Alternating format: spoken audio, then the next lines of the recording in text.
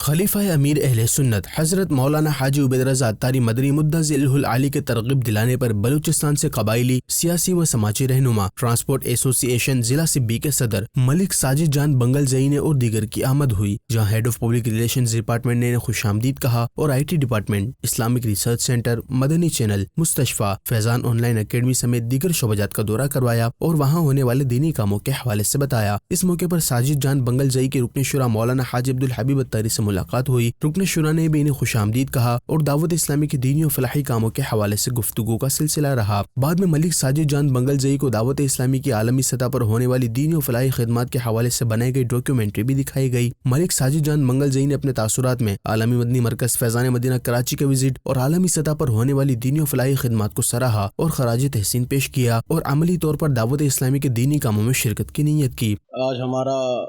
فیضان مدینہ مرکز کا وزٹ تھا، دلی خوشی ہوئی ہمیں الحمدللہ۔ فیضان مدینہ اور دعوت اسلامی جو پوری دنیا میں جو کام کر رہا ہے اسلام کے لحاظ سے، آج کل تو وہ ہیلتھ اور بچوں کے معذور بچوں کے لیے بلڈ ڈونیشن جو ان کا FGRF ہے، اور ابھی جو ریسنٹلی یہ فلڈ آیا تھا اس فلڈ میں جو کام وہ کر رہے ہیں۔ ابھی حاجی حبیب صاحب سے جب ہم ملے تو وہ کہہ رہے تھے کہ مطلب صرف گنداخا جو ہمارا بلوچستان کا شہر ہے اس کے لیے 2.5 کروڑ روپے کا ہم صرف گھر بنانے کے مطلب گھر بنا رہے ہیں وہاں پر۔ تو